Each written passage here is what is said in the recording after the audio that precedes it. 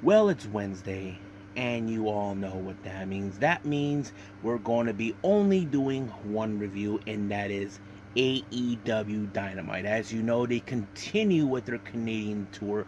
We continue with more of the semifinals of the women's tournament of the Owen Hart Foundation. And of course, we are going to be witnessing the debut of young prodigy Nick Wayne. So that's going to be awesome to watch, but also the one anticipation that many of us have been waiting for. Who are the fifth members of the respected match in Blood and Guts within the BCC and the Elite? So that right now is in the top of the discussion as well.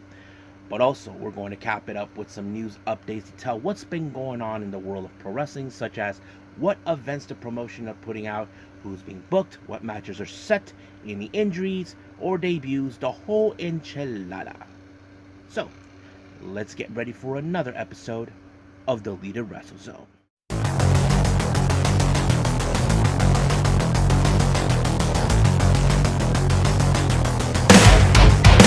Are you ready? Get up, get up! Get up, get up! Get up, get up! Get up, get up! Get up, get up! Get up, get up!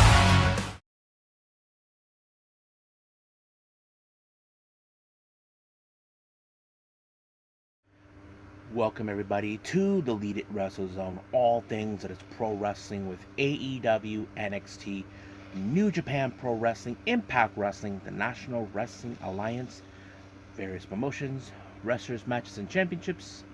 I am your host, here right here. So, if you're new to the channel, welcome. So if you like this channel, please click subscribe, and if you like the episode, click like. So let's get started with our only review we have for today.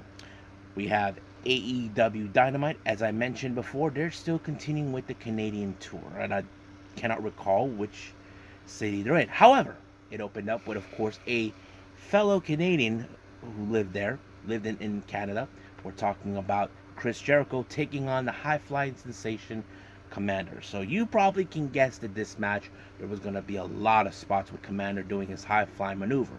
However, the veterancy of Chris Jericho is undeniable. You cannot deny that out of him. He was able to apply the Lion Tamer onto Commander, force him to tap out.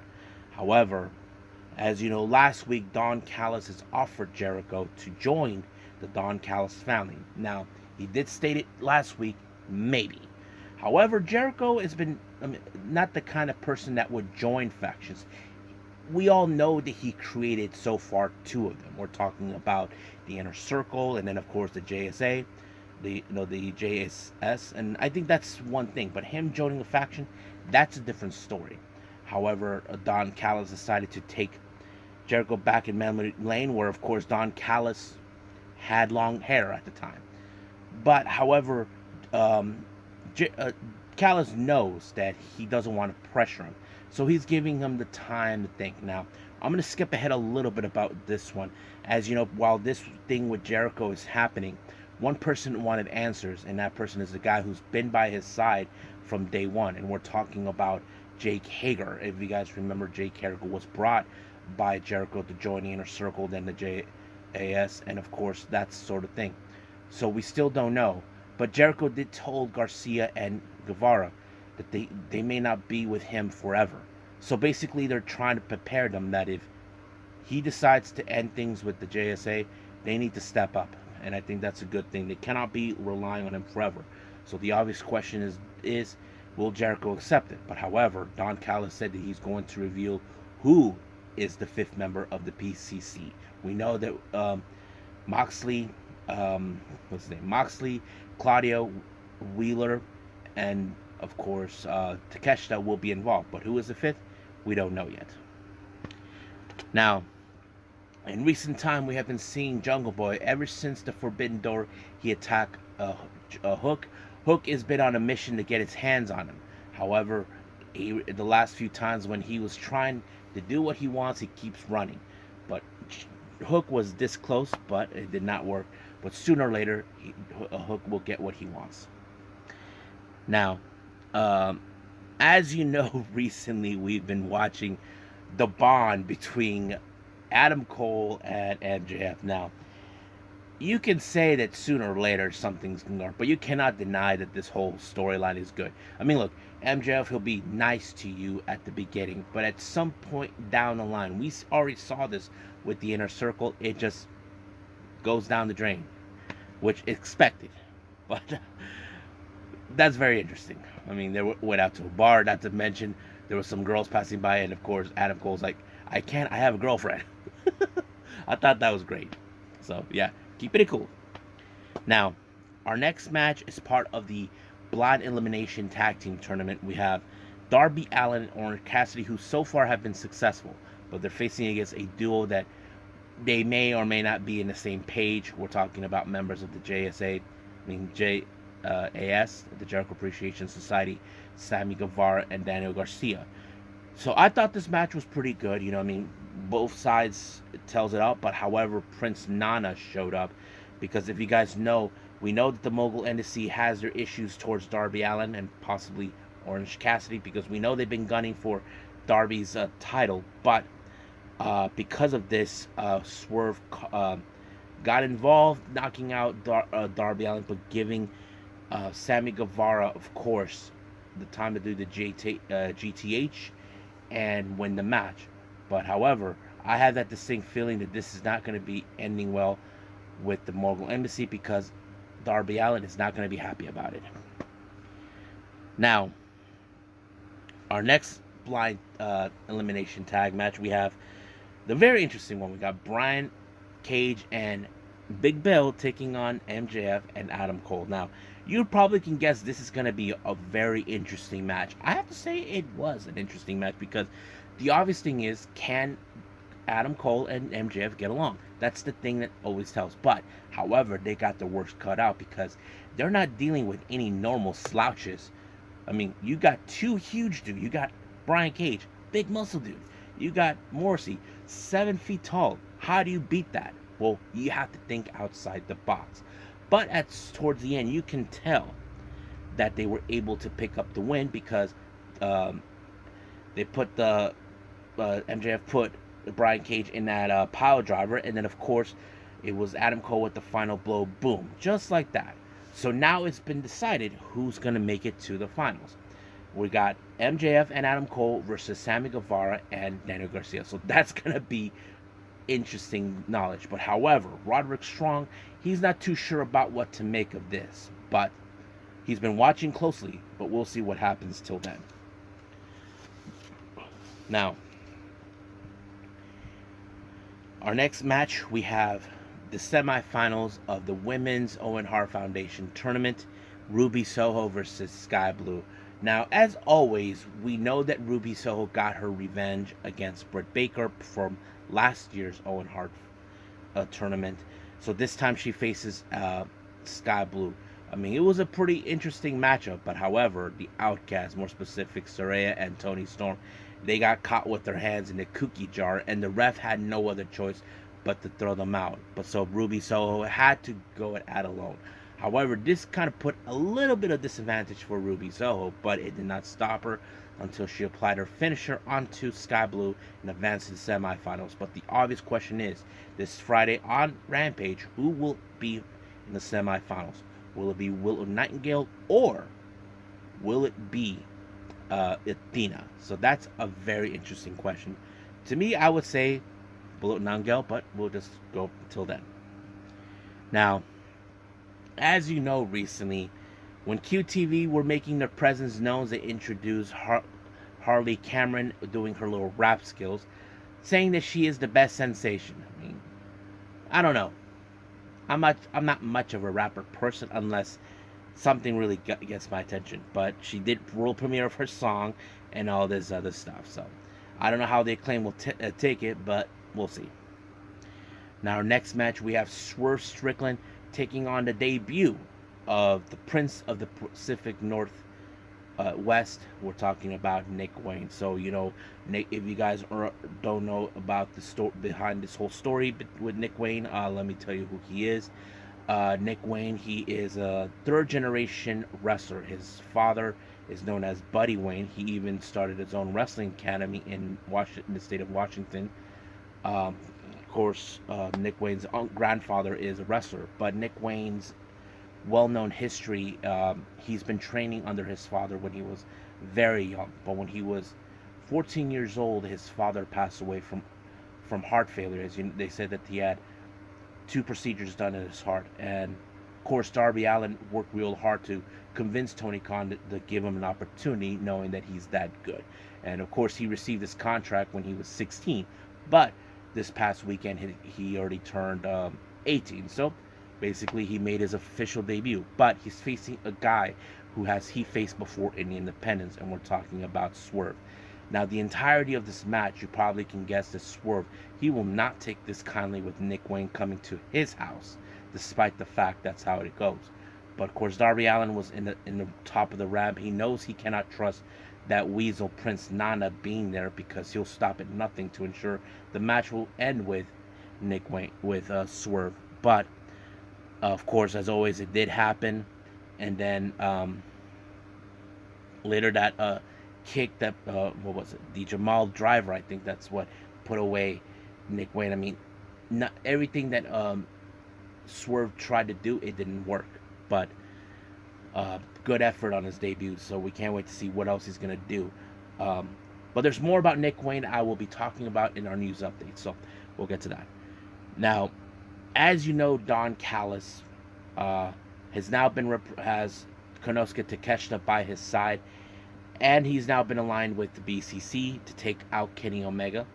So he was saying all this to Kenny, well, is too much of a coward, but he showed up. But of course, out of nowhere, Jon Moxley and Takeshita attacked him, but out of nowhere, we see someone who we haven't seen for quite some time. We're talking about the Bastard Pac. So we haven't seen Pac for a long time. So he had a very outstanding rivalry with Kenny Omega in the past, but this time he wants to finish him off. But when the BCC were this close to finish him off, Kenny revealed who is in fact the fifth member in the Blood and Guts match. We know the BCC has Pac because he revealed it, but who is it? It's already been confirmed. It's none other than the Golden Star, Kota Ibushi. So that was the biggest surprise of them all. And of course, Jon Moxley was throwing a big fit about it, but unfortunately, I don't know how he took it, because he got super kicked by one of the Bucks, and then of course a buckshot lariat by Hangman.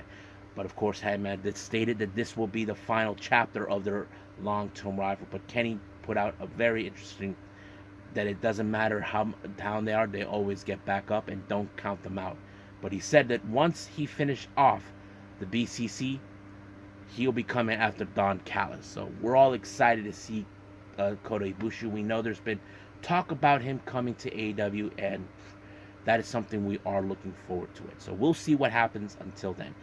I think that's pretty much it with AEW. I believe it's time to move on with our last and final thing, and that is news updates.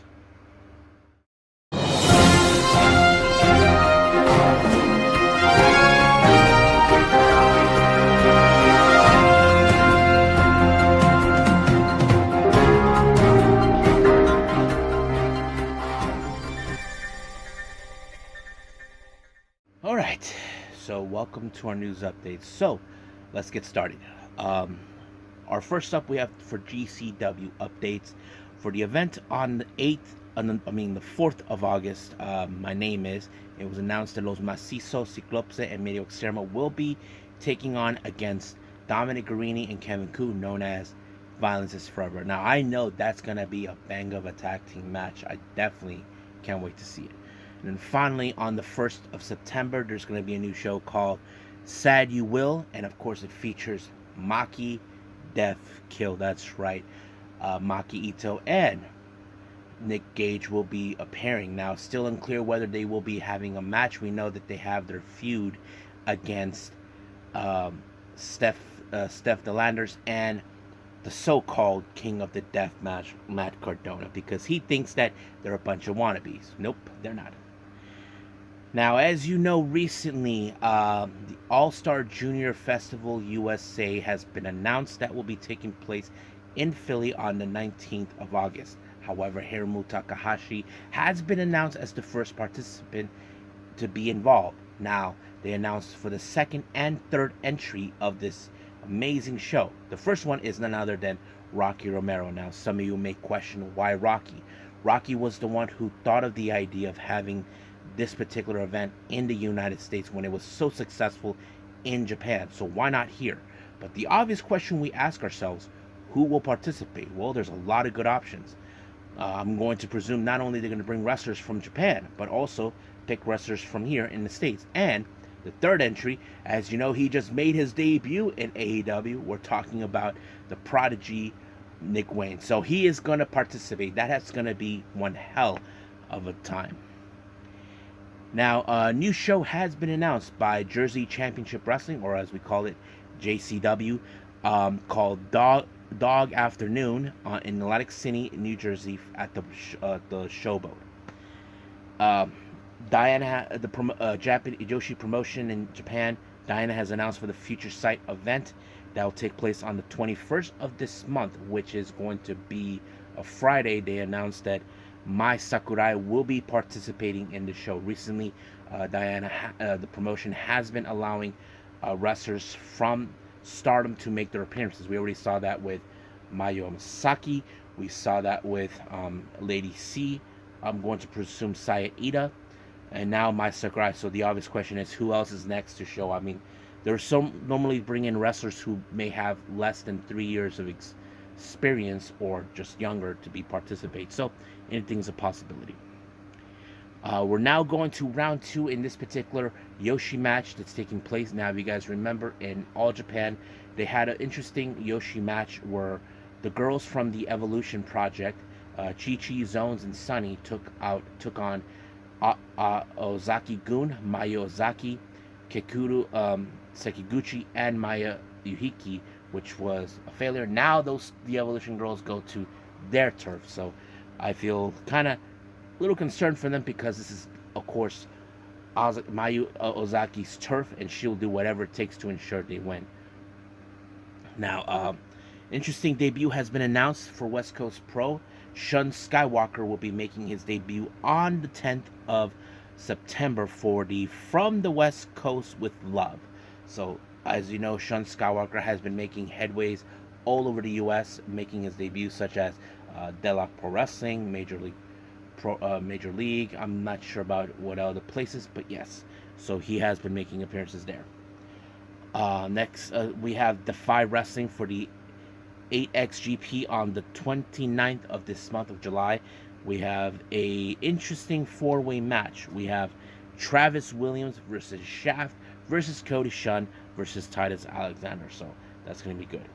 Now, for our final update, we want to give congratulations to Xia Brookside on her marriage. She announced that she is now officially married. As you know, she hasn't been seen in Stardom recently since she joined Mina Shirakawa and Mariah May. It's still no telling when she'll be back, but I'm going to presume at this moment that, as you know, she has been taking bookings in the U.S. recently. So you may never know where she's going to pop up, and it's still unclear when she'll be making her appearance back in Stardom. We know that everybody in Club Venus are looking forward to seeing her again, but it's still undetermined when. So I think that's pretty much it. So let's just call it a day. Well, I hope everybody enjoys this episode. I want to apologize just leaving it one review. Basically, things didn't go exactly my way due to some outside stuff that I had to handle. But luckily, I got AEW done for everybody. So hope you guys enjoyed this episode.